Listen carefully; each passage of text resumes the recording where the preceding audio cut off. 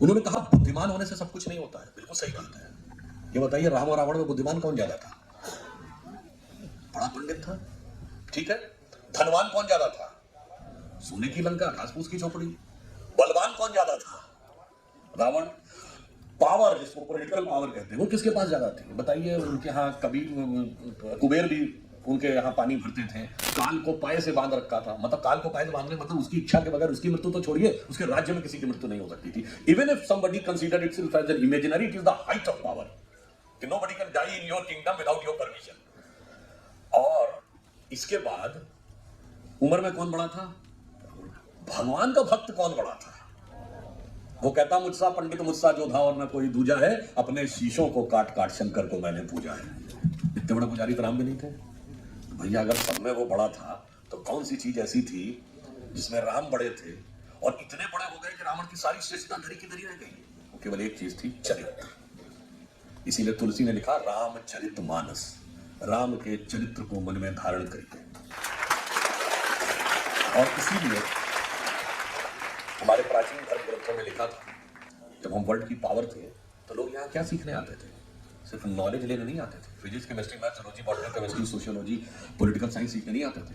इसमें लिखा है, एतद् देशे प्रसूतस्य सकाशादग्र जन्मना स्व स्व चरित्रम शिक्षेरन पृथ्व्याम सर्वमानव। अपने अपने चरित्र की शिक्षा देने पृथ्वी के सारे मानव आते थे। मगर अफसोस ये है कि आज की युवा पीढ़ी को, आज 7-8 साल पुरानी कौन सी मूवी का गाना था, क्या करूं मैं साला करेक्टर ढीला है। अब आप सोचिए क्या हमारा मूल्य था और कहां हम पहुंचा रहे हैं। हमें मूल्यों में समझाया गया हजारों सालों से, जब आवे संतोष धन सब धन धूर समार। और आज युवा पीढ़ी का बताया जा रहा है, दिल मांगे मोर। तो आप सोचिए कि हकीकत में हम किस तरफ जा रहे हैं। तो अब कहने का तात्पर्य यह हुआ कि जब आप वैल्यूज की बात करते हैं तो सिर्फ नॉलेज आपको इंस्पायर नहीं करती है। हमारा पूरा का पूरा वांग्मय, ज्ञान, दर्शन ये बताता है कि सिर्फ बुद्धिमान से कुछ नहीं होता है। इसीलिए हमारे यदि ज्ञान प्राप्त करना क्या कहा गया? प्रज्ञावान लभते ज्ञान। बुद्धिमान लभते ज्ञान नहीं, बुद्धिमान तो चोर और आतंकवादी भी होता है। इसीलिए अब यहां पे आप देखिए, हमारे यहां जो शिक्षा होती थी उसका एक फंडामेंटल डिफरेंस है। कन्वोकेशन आप सभी लोग यूनिवर्सिटी में पढ़ते हैं, जो लोग पास आउट हो चुके हैं वो कन्वोकेशन अटेंड कर चुके हैं, कुछ लोग फ्यूचर में अटेंड करेंगे। कन्वोकेशन को हिंदी में क्या कहते हैं? दीक्षांत समारोह। शिक्षांत समारोह नहीं कहते हैं। किस गुरु से दीक्षा ली है, शिक्षा नहीं। शिक्षा तो किताबों में अवेलेबल है, जो सब्जेक्ट चाहिए उठा के पढ़ लीजिए, स्टडी कर लेंगे, आपको इंटरेस्ट हो जाएगा और आप उसका ज्ञान प्राप्त कर लेंगे।